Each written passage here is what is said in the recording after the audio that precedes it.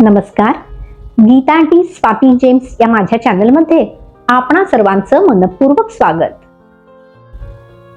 नसतेस घरी तू जेव्हा जीव तुटका तुटका होतो, जगण्याचे विरती धागे संसार फाटका होतो. ना अजून झालो मोठा, ना स्वतंत्र अजूनी झालो, ज वाचून उमगत जाते, ज वाचून जन्मच अडतो. मंडळी, कवी संदीप खऱ्यांनी एका पतीच्या एका नवऱ्याच्या भूमिकेत शिरून ही कविता लिहिली आहे आणि तिचे शब्द इतके साधे सोपे सरळ आहेत, परंतु तरीही त्यातला अर्थ इतका गहन आहे की ऐकणाऱ्याच्या हृदयात अगदी चालवतं. खरंच आहे ना, घरातली स्त्री ही संपूर्ण घर समर्थपणे आपल्या खांद्यावर तोलून धरते आणि म्हणूनच संसाराचा तोल उत्तम प्रकारे राखला जातो. दगडामातीच्या भिंतींनी बांधलेल्या घराला घरपण येतं ते गृहिणीमुळे. माफ करा, पण मला इथे नोकरी उद्योग व्यवसाय करणाऱ्या स्त्रीच्या घराला घरपण नसतं असं अजिबातच म्हणायचं नाहीये. पण आता आपण गृहिणीबद्दल बोलतोय आणि म्हणून मी गृहिणी या शब्दाला हायलाइट करतेय. अगदी काल परवापर्यंत गेली कित्येक वर्ष कुठलीही घरातली स्त्री बाहेर कुठे काही माहिती भरून देत असेल, एखादा फॉर्म भरत असेल, तर तेव्हा ऑक्युपेशन याच्याबद्दल लिहिताना ती हाऊसवाईफ असा शब्द लिहित असे. अर्थात ती स्वतःची ओळख हाऊसवाईफ अशी देत असे. पण जगभरात अनेक विषयांवर सतत ब्रेन स्टॉर्मिंग चालू असतं आणि त्यापैकी आता हा हाऊसवाईफ या शब्दाला होममेकर असा पर्याय शोधला गेलाय आणि आता आपण कोणीच हाऊसवाईफ असा शब्द वापरत नाही. त्याचं कारण म्हणजे हाऊसवाईफ या शब्दाला वजन तर नाहीच आहे, पण अहो वलय सुद्धा शून्य आहे. वलयच नाहीये ना काहीच. हाऊसवाईफ म्हणजे ती घरात असते, ती काहीच करत नाही आणि तिला काही किंमतही नाही.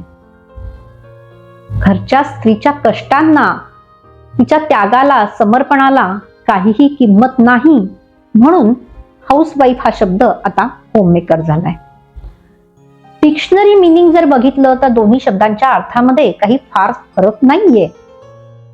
पण मग फरक किंवा या शब्दाचं वेगळेपण काय आहे, तर होममेकर शब्दातून एक कबुली आहे, एक स्वीकार आहे, एक मान्यता आहे की होय, खरं आहे हे की जी स्त्री घर मॅनेज करते, ती जी कामं करते ती काही अगदीच फालतू किंवा टाइमपास किंवा चिल्लर आहेत अशातला भाग नाहीये.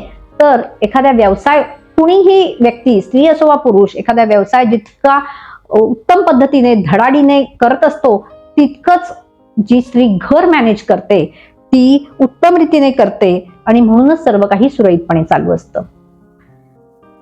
अजूनही आपल्याकडे होममेकर स्त्री आहे. भारतात बहुतांश होममेकर या स्त्रिया आहेत, म्हणून अजूनही भारतामध्ये होममेकरला आर्थिक मोबदला काही मिळत नाही.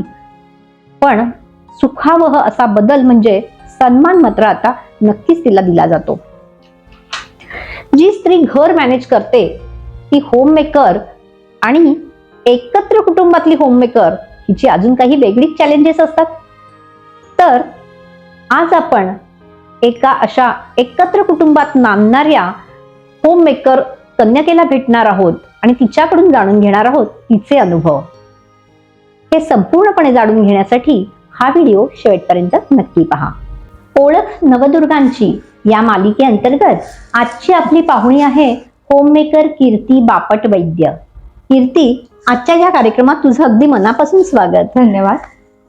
कीर्ती, जेव्हा मी तुझं नाव सांगितलं ते फक्त नाव होतं, ती तुझी ओळख नव्हती. कारण ओळख त्याला म्हणतात ज्याच्यामध्ये व्यक्तिमत्व उलगडून दिसतं. तर तुला तुझी ओळख म्हणून काय सांगायला आवडेल? आज अनेक स्त्रिया अनेक पातळ्यांवरती काम करत असतात, त्यातलीच मी सुद्धा आहे. घरदार, मुलं, कुटुंब, पै पाहुणा, व्यवसायातली मदत, अशा अनेक भूमिका मी सुद्धा बजावत असते. पण मला विचाराल तर माझं घर, माझं कुटुंब आणि माझी मुलं हीच माझी आवड आहे आणि यांनाच मी प्राधान्य देईन. छान. तुझे प्राधान्यक्रम तू अगदी मोजक्या शब्दात सांगितलेस आणि तुझं प्रामाणिक उत्तर मला फारच आवडलं. धन्यवाद काकू. मला सांग की लग्न ठरलं तुझं तेव्हा तुला जेव्हा कळलं की तुला एकत्र कुटुंबात राहायचंय तर तेव्हा तुझी पहिली प्रतिक्रिया काय होती? माझ्या माहेरी बापटांकडे माणसांचा अखंड राबता असतो, त्याच्यामुळं एकत्र कुटुंबात मला सासरी जायचंय म्हणल्यावर मला दडपण आलं नाही, कारण मला माणसांची सवय होती किंवा माणसं मला खूप आवडतात आणि त्यांना समजून घेण्याची वृत्ती माझ्याकडे आहे, म्हणून कदाचित मला दडपण आलं नसेल आणि आवडलं आणि खूपच आवडलं. येस, प्रामाणिक उत्तराची आणखी एक सिक्सर. मस्त मस्त. थँक्यू काकू, थँक्यू. खूप छान सांगतेस. तू म्हणालीस की सासरी आणि माहेरी दोन्हीकडे माणसांचा राबता आणि त्याची सवय आणि आवड तुला, पण तरीही लेक लाडकी या घरची झालीस सून तू त्या घरची. म्हणजे खरं तर हल्ली कोणी सासूरवास असं करत नाही, पण तरीही एकत्र कुटुंबातली सून म्हणून तू तुझी ही जबाबदारी कशी काय पेललीस, कसं निभावून नेलंस सगळं? माझं शिक्षण BCom आणि लग्नानंतर नोकरी करावी असं मला नाही वाटलं. का बरं? कारण एकतर घराची तशी गरजही नव्हती आणि त्यांचा अट्टाहास पण नव्हता, पण घर सांभाळायला मला आवडेल असं मला कुठेतरी वाटत होतं. आतून तुला ते गट फिलिंग होतं? हो हो. घरकाम करणं किंवा स्वयंपाक करणं, भाज्या आणणं, किराणा सामान आणणं, या गोष्टी मला जमत पण नव्हत्या, म्हणजे येत पण नव्हत्या. ठीक आहे, शिकलीस नंतर? हो, नक्कीच शिकले, कारण जसजसं मी त्यात लक्ष घालत गेले तसतसं मी शिकत गेले, मला ते आवडू लागलं, त्याच्यात रस निर्माण झाला. म्हणून मग घर व्यवस्थित नीटनेटकं ठेवणं असो किंवा एखाद्या गोष्टीची 4 ठिकाणी चौकशी करून ती वस्तू योग्य भावात आणणं असो, सर्वांच्या वेळा सांभाळणं असो किंवा घरातल्या प्रत्येकाच्या आवडीनिवडी जपणं असो, या माझं मन रमत गेलं किंवा त्या गोष्टी मला आवडत होत्या आणि ती तशी गरज पण होती. म्हणजे माझ्या सासूबाई ज्युनियर कॉलेजला प्राध्यापिका होत्या, त्यांची सकाळची वेळ असायची आणि माझ्या जावेला शिक्षण घ्यायचं होतं पुढचं, त्याच्यामुळं तिनेही SP कॉलेजला ऍडमिशन घेतली होती. बर. मग ह्या दोन्ही बाहेर पडल्यावर घराच्या मग घर कुणीतरी सांभाळायला पाहिजे असं मला मनात कुठेतरी वाटत होतं आणि मग मी मनाशी ठरवलं की आपण घर सांभाळूया. येस. आणि घर सांभाळण्याबरोबर घर सांभाळणं म्हणजे टोटल सगळी घराची जबाबदारी, पूर्ण जबाबदारी, आणि त्याचबरोबर व्यवसायाची जागा सुद्धा घराच्या जवळच होती, त्याच्यामुळे मी त्यांना सुद्धा आश्वासन दिलं की माझी मदत लागली तर मी आहे. येस. पण माझी आवड, निवड आणि सवड हे घरच. छान. मला सांग, तुमच्या वैद्यांच्या कुटुंबामध्ये तुम्ही कोण कोण आहात? आमच्या वैद्यांच्या कुटुंबात आम्ही 9 जण आहोत. सासू सासरे, दीर जाऊ, त्यांची मुलं, आम्ही दोघं आणि माझी मुलगी. येस. कोण कोण काय काय करतात? माझ्या सासूबाई मगाशी मी म्हणलं तसं त्या कॉलेजमध्ये होत्या, त्या आता निवृत्त झालेल्या आहेत आणि एका शाळेच्या संस्थेत त्या सेक्रेटरी म्हणून काम बघतायत. आमचे बाबा म्हणजे माझे सासरे, आम्ही बाबा म्हणतो त्यांना, ते त्यांचे छंद जोपासतात. माझी जाऊ DY पाटील कॉलेजला केमिस्ट्रीची प्राध्यापिका आहे आणि आम्ही तिघं म्हणजे माझे दीर, माझे मिस्टर आणि मी, आम्ही आय कार्ड बनवण्याचा व्यवसाय बघतो. त्याच्यामध्ये मी तशी लिंबूटिंबूच पण त्यांना मदत लागली तर मी करते. येस. आता हे जे तू सांगितलंस हे तुझ्या घरच्यांबद्दल सांगितलंस, पण आता आपण थोडस तुम्ही दोघी जावा ह्या विषयाकडे येऊयात. तर एक जुना वाक्प्रचार आहे, जावा जावा उभा दावा, म्हणजे सहसा नाही पटत. तर तुम्ही दोघी जणी एकत्र कुटुंबातल्या 2 जावा, तर कामांच्या वाटण्या तुम्ही कशा केलेल्या आहेत किंवा तुमचं म्हणजे काय अगदी गुळपीट का? म्हणजे मला तुमच्यात भांडणं होतात का असं अजिबातच विचारायचं नाही, माझा हेतू नाहीये तो. पण म्हणजे एकत्र कुटुंबातल्या 2 जावांमधलं नातं तू आम्हाला कसं उलगडून सांगशील?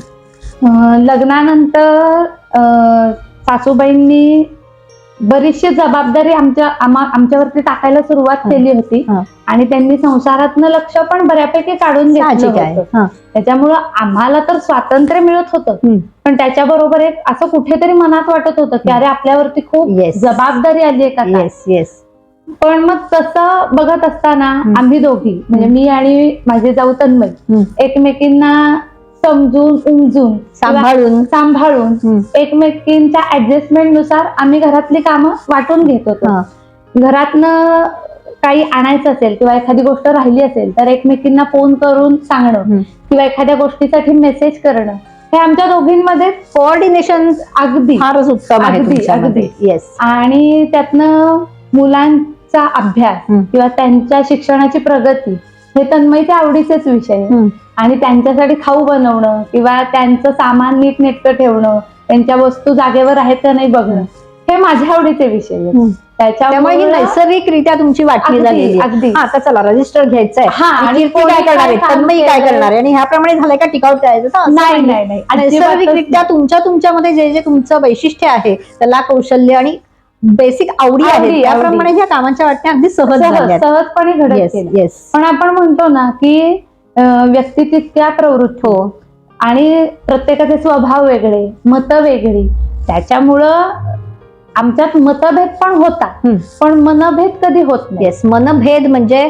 मन तुटली की घर तुटणार, तर तेवढ्या वेळ आलेली तेवढ्यापर्यंत ताणलं जात नाही किंवा भांडणं छोटी मोठी. आता घर आहे म्हणल्यावर काहीतरी भांड्याला भांड लागतं होणार. येस. पण कोणीतरी एक जण माघार घेतं किंवा कोणीतरी एक जण पडती बाजू घेतं किंवा थांबतं, त्याच्यामुळं ते सगळं गाठलं जात नाही, किंवा ते व्यवस्थित निभावलं जातं. येस. म्हणून मग आणि शांतता प्रस्थापित होते आणि सुख समाधानाने नांदू लागतात. आणि म्हणून मी म्हणेन की जावा जावा उभा धावा या म्हणीला आमच्या घरात तरी थाराच नाहीये. येस. आणि टचवूड की कधी असा प्रसंगही येऊ नये. थँक्यू काकू. कीर्ती, आपण म्हणतो की आपली पुरुष प्रधान संस्कृती आहे, पण ते नावालाच, कारण प्रत्येक घरामध्ये स्त्रीचा निर्णय हा अंतिम असतो आणि त्याच्यावर कोणाचंही कसलंही कधीही अपील चालत नाही. हे झालं स्त्री जेव्हा एकवचनी म्हणते तेव्हा की विभक्त कुटुंबातली स्त्री, पण तुम्ही एकत्र कुटुंबात तिघी जणी आहात.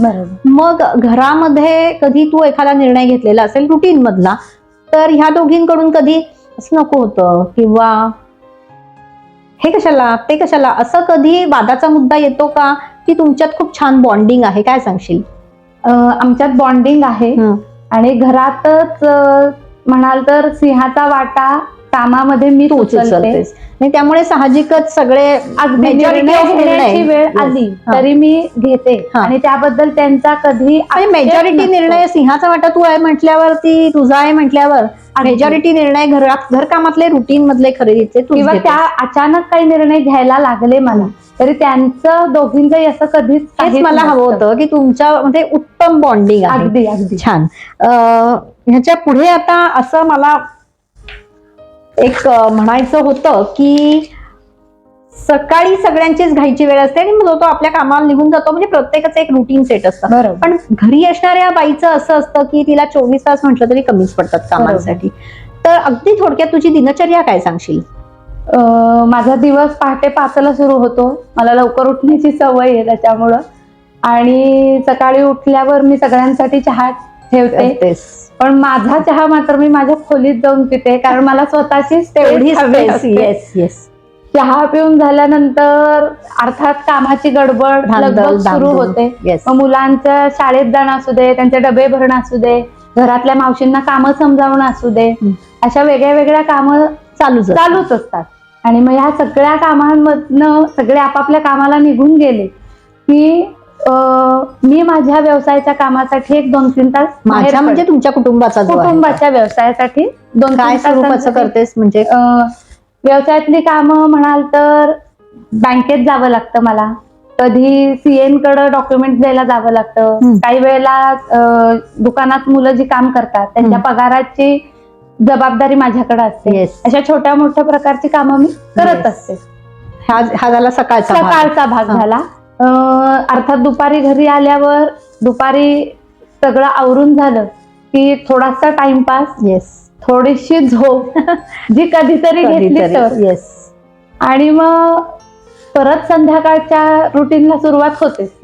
संध्याकाळचं रुटीन सुरू झाल्यावर दिवसभर सगळे दमलेले असतात, तर अशी कुठंतरी एक अपेक्षा असते की सगळ्यांना गरम छान असं खायला गरम सकस पोटात जावं, किंवा दिवसभर बाबा माणूस गारच खात असतो तर डबे असतात. तर मला कुठंतरी असं वाटतं की छान त्यांना खायला मिळावं किंवा वेगळे वेगळे पदार्थ त्यांना खायला मिळावे, म्हणजे त्यांनी पोटभर खाल्लं की तुझं मन भरतं. अगदी त्यांचं पोट आणि तुझं मन दोन्हीही समाधान वाटतं किंवा मला. त्यांच्या चेहऱ्यावर छान चवीचं उत्तम पोटभर खाल्ल्यानंतर त्यांच्या चेहऱ्यावरची तृप्ती किंवा याच्यामुळे आनंद जो असतो ना हा. त्यांनी माझा निम्म पोट Yes, भरतं. तृप्ती म्हणते अगदी मी. अगदी Yes. अगदी आणि मग तुझ्याकडे तू आता एवढं छान स्वयंपाकघर सांभाळतेस तर सकाळ संध्याकाळ छान स्वयंपाक आणि गरम संध्याकाळी जेवण तुमच्याकडे झोमॅटो म्हणजे अगदी नाहीच का म्हणजे क्वचित क्वचितच म्हणावं लागेल. म्हणजे झोमॅटोचं बिल तुमच्या नाही, महिन्याच्या नाही. खर्चात नाहीये. नाही तसं नाही होत कारण का बऱ्यापैकी पदार्थ घरात केले जातात. बऱ्यापैकी म्हणजे काय क्वचित म्हटल्यावर सगळेच सगळे म्हणजे. Yes, yes. सगळेच पदार्थ आणि केले मग जातात. म्हणजे झोमॅटोचं बिलही वाचतं आणि कधी पोटाच्या तक्रारीही घेऊन डॉक्टरांकडे जाणं तुमच्या घरात हे नाहीच म्हणजे. नाही, नाही. Yes. आणि मग संध्याकाळी कामं संपली की दिवसाची सांगता होते. पण म्हणजे सकाळी 5 ते रात्री काय 10-11 10-11 पर्यंत चालूच असतं. येस. तू हे जे इतके छान पद्धतीनं निभावतीये सगळं आणि होम मेकरचा हा जो मुकुट एक प्रकारचा तू स्वखुशीनं घालून घेतलायस तर आनंदाने समाधानाने हे तू सगळं करतेस पण तरीही कधीतरी तुझ्या मनात असं येतं का की मी हा जो निर्णय घेतला की मी घर पाहीन तर ह्याचा कधी पश्चाताप होतो का तुला? नाही, पश्चाताप नाही होत. कारण का मी माझ्या मनापासून आवडीने निवडलेलं ते क्षेत्र आहे. घरातले सगळेजण आपापल्या क्षेत्रात आवडीने काम करत असतात तसं मी सुद्धा ह्या क्षेत्रात आवडीने काम करते. राईट. मग मुलांचं काम असो किंवा मुलांची जबाबदारी असो किंवा घरातलं वाण सामान आणणं भाजी आणणं ती कामं अशी सहजतेने किंवा मनापासून आवडीने केले जातात कारण का मला स्वतःला मनापासून ते सगळं आवडतं. हो, आता हे तुझं इतकं त्याच्यातली इन्व्हॉल्वमेंट आहे ना की जवळजवळ तू प्रत्येक उत्तरात हे सांगितलंस की मला आवड आहे मला आवड आहे. इतकी तुझी त्यातली इन्व्हॉल्वमेंट आमच्या लक्षात येते. आणि मुलांची कामं म्हणजे काय कुठे ऍक्टिव्हिटीजला ने हो, ऍक्टिव्हिटीजला ने आण करणं किंवा त्या भरतनाट्यम शिकतात दोघी पण त्यांना क्लासला न्यायचा आणायचा असू दे. मुलगा क्रिकेटला जातो तर त्याला जावेचा मुलगा त्याला ने आण करणं असू दे. अशी छोटी मोठी कामं मी घेते जबाबदारी. पण असं म्हणता येणार नाही कधीच की मला पश्चाताप होतोय किंवा मी कुणासाठी तरी त्याग केलाय किंवा मी कुणीतरी नाहीये आणि सगळ्यांसाठी मलाच करावं लागतंय असं भावना तुझ्या मनात कधीही 15 वर्षात आलेली नाहीये. आणि घर म्हणजे हे सगळे बाहेर पडले आणि मी घर सांभाळण्यासाठी मागे राहिली नाही तुला कधी ह्याच्यासाठी तू जो निर्णय घेतला होता त्याच्यावरनं तुझं मन कधीही खात नाही अजिबातच नाही. खूपच भारी शाब्बास की तुला थँक्यू. कीर्ती तू नुसती छोट्या कुटुंबाची होममेकर नाहीयेस तर एकत्र कुटुंबाची होममेकर आहेस आणि त्यामुळे मला असं वाटतंय की एकत्र कुटुंब पद्धतीबद्दल भाष्य करण्याची तुझी लायकी आहे पात्रता आहे योग्यता आहे आणि तू अगदी अधिकारानं सांगू शकतेस की एकत्र कुटुंब पद्धती असावी का नसावी तर काय सांगशील? नक्कीच सांगेन. इतक्या वर्षांच्या अनुभवावरून की एकत्र कुटुंब पद्धती जरूर असावी म्हणजे ज्यांना शक्य आहे त्यांनी एकत्र कुटुंबात नक्कीच राहावं. कारण का एकत्र कुटुंबामुळं मुलांना एकमेकांशी समजून घेणं उमजून घेणं किंवा आपण आता म्हणतो ऍडजस्टमेंट करणं किंवा आता मुलांना सवय नसते की गोष्टी शेअर करायच्या नसते. एकच मूल म्हटल्यावर सगळं कर आणि मागाल तेव्हा मिळतं. तर तशा गोष्टी एकत्र राहिल्यामुळं त्या कुठेतरी ऍडजस्ट होतात असं मी नाही म्हणणार पण त्या मुलांना सवय होते किंवा बाहेरच्या जगामध्ये दुसऱ्या मुलाबरोबर वावरताना ती कुठेतरी सवय लागते किंवा संस्कार होतात. ते दुसरं शेअरिंगची सवय लागते बिंबत. आणि दुसरं म्हणेन की एकमेकांना गरज असेल तेव्हा एकमेक पाठीशी उभे असतात. म्हणजे कधी ऑफिस मधलं फ्रस्ट्रेशन तर समजून घ्यायला घरी आहे घरी कोणीतरी आहे जी एक भावना आहे ती नक्कीच महत्वाची आहे. आणि घरी आल्यावर सगळे बाहेरचे ताणतणाव पूर्ण विसरून जातात. आणि सण म्हणा उत्सव म्हणा समारंभ म्हणा घरातले कार्यक्रम म्हणा हे एकत्र साजरे केल्यामुळे जो एक आनंद मिळतो तो काही वेगळाच असतो. त्यामुळे तुझा सल्ला किंवा तुझं म्हणणं असं आहे की जर शक्य असेल तर एकत्र कुटुंबात राहावं. अगदी येस. मला सांग की छंद कोणते कोणते जोपासतेस? छंद मला गाणी ऐकायला खूप आवडतात. सिनेमे नाटकं पाहायला खूप आवडतात. त्याच्यानंतर माझा भरतनाट्यमचा बेसिक 5 वर्षांचा कोर्स पूर्ण झालाय जो मी लग्नानंतर पूर्ण केला. अरे वा. येस. छान. पण आता थोडं शेवटाकडे येताना कीर्ती, मला असं सांगायला आवडेल की तू आता जे हे घरासाठी एक स्वतःचं अस्तित्व, तरीही स्वतःचं स्वतंत्र अस्तित्व पण जपते आहेस हो. आणि घरासाठी वाहून घेतलेस एका अर्थाने. हो. तर तुला हे असंच उत्साहाने, ऊर्जेनी आणि आनंदाने, समाधानाने हे करत राहण्यासाठी आमच्या खूप खूप शुभेच्छा. आणि आणखीन म्हणजे की तुमच्या घराचा कधी भारत पाकिस्तानची फाळणी न हो अशी मी देवाकडे नक्कीच प्रार्थना करेन. आणि आज इथे आलीस त्याबद्दल मनापासून धन्यवाद. धन्यवाद. तर मंडळी, तुम्हाला काय वाटतं, एकत्र कुटुंब पद्धती चांगली की विभक्त कुटुंब पद्धती चांगली? आणि तुम्ही जर होममेकर असाल तर तुमचा अनुभव काय आहे? मग तुम्ही एकत्र कुटुंबातले असाल किंवा विभक्त कुटुंबातले असाल, होममेकर म्हणून तुमचा अनुभव काय आहे हे आम्हाला कमेंट मधून नक्की सांगाल. तसंच या व्हिडिओला लाईक आणि शेअर करा. अद्यापपर्यंत केलं नसेल तर चॅनलला सबस्क्राईब करा आणि बेल आयकॉनला क्लिक करायचं विसरू नका. धन्यवाद.